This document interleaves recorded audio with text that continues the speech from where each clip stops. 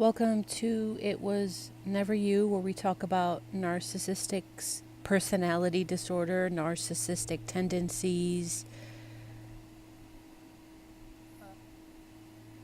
Today, I wanted to talk about what happens when you call out a toxic family member. And first of all, because people have a very low threshold, uh,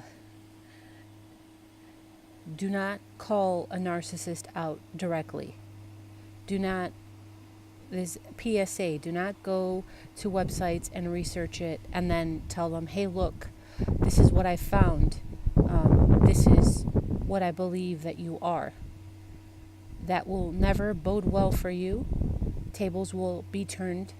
You will be the one, they will flip it on you and make you believe that you are the toxic person and that they are not. So that is my PSA.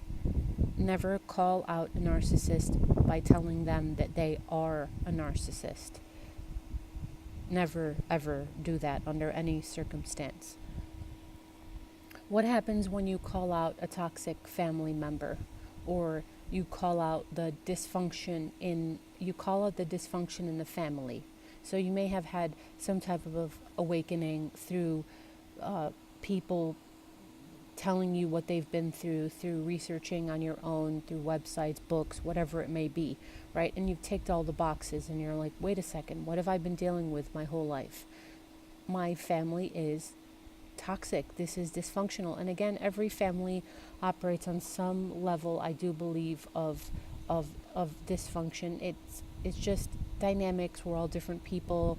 We all think differently. So it, the level of dysfunction that I'm talking about with a family that has a narcissist at the head is different than, quote unquote, what normal families deal with. If you call out your family members for being toxic, say you are you're the black sheep of the family. You're the one that does everything wrong, that nothing you ever do is right, and you've realized that this is toxicity that you've been living in, and your whole life you've done to some extent you've been calling it out, but you finally figured out that you're dealing with a narcissistic family system, and now you have a name to what you've been dealing with your whole life. So you're gonna call these family members out and you're gonna tell them that they're toxic. What will happen is one thing that these families could do is they will ostracize you even more, and they will paint you out. They will paint you out to be the bad guy. They will paint you out to be the abuser that they don't know, but they've been doing this all along. See, the way that narcissists operate is the way that a narcissistic parent operates to some extent is to have been painting you, the scapegoat, as the bad guy all along. I just don't know why she or he is the way they are. After everything we've done for them, we've treated them so kindly, we've done this, we've done that, and I just don't get it. I just don't get why they're like this. I don't get why they hate us. I don't understand it. So they've been already in painting subtly the idea that they are the good guy and you are the abuser. Now you've called them out. Now what they need to do is, it's a mask. They wear a mask. They must defend that mask at all costs. You are not allowed to call them out for what they actually are. They will ramp up their smear campaign against you. Smear campaign meaning anything that they can say to negatively hurt your character. They will go to that extent to hurt you, because they must maintain a dysfunctional family with a narcissist at the head functions in dysfunction. So their dysfunction is how they operate. It's like a bicycle. They're moving along smoothly in their dysfunction. Okay, they're broken, but they're moving along just fine. Now you, the scapegoat, who actually is usually the most emotionally healthy person in a family unit, you're going to call them out. You're going to throw a cog in their wheel. You're going to throw a cog, and you're going to stop that machine from running. Because although it's not a well-oiled machine, it works for these people. Now you're going to try to make it stop working. They have to protect their bicycle and their wheel. So they've got to kick you out. You will be ostracized because the way that a narcissist operates is divide and conquer. So now they're going to get more people, which are called their flying monkeys, whether or not they understand what they are or how they are operating in that system doesn't matter. They will divide and they will conquer. And you will have family members come up against you and tell you, I don't know why you're doing this. I don't know why you're treating everybody this way.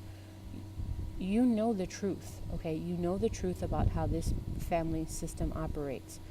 So it's very hard once everybody comes up against you and tells you that what you're doing is wrong to continue on your path.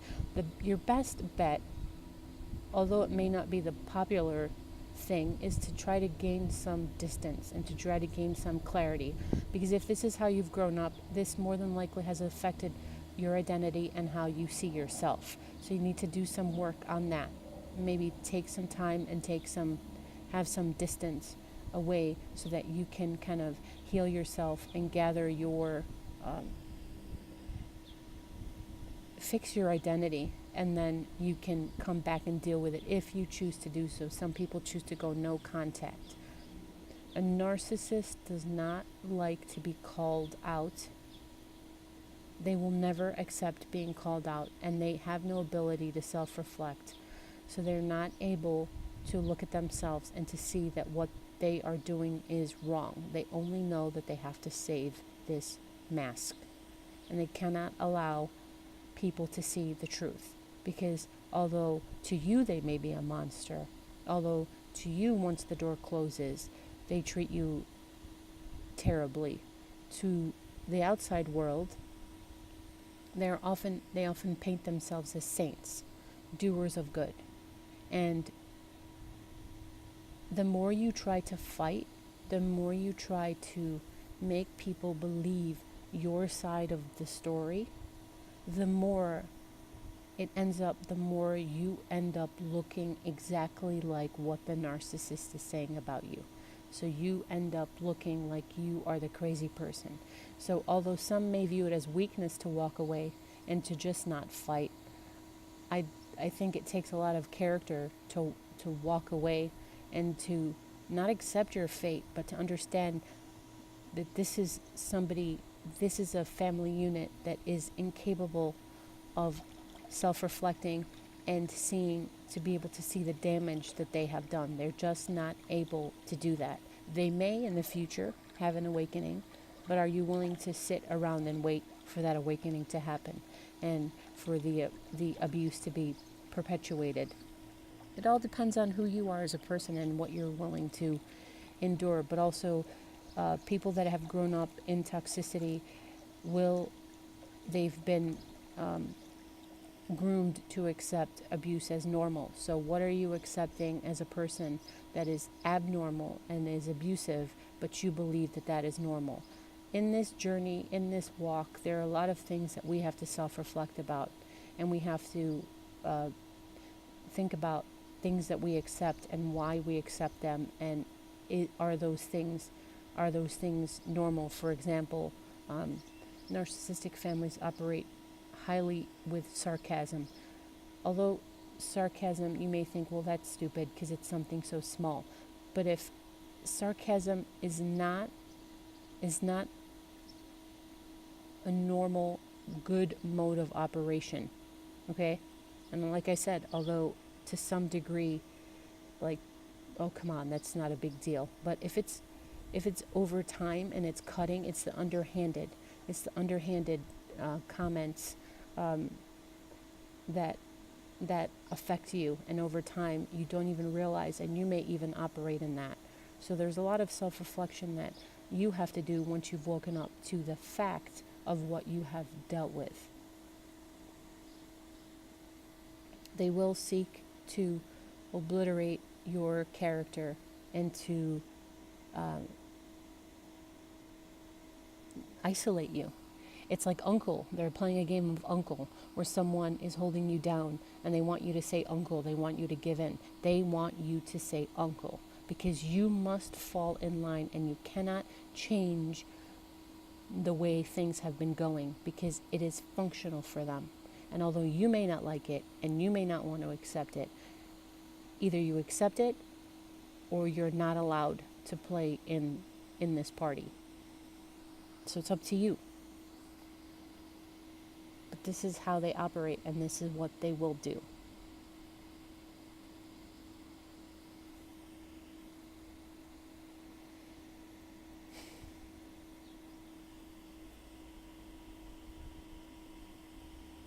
You're speaking truth. So you're speaking truth and you're speaking life to a situation that is toxic.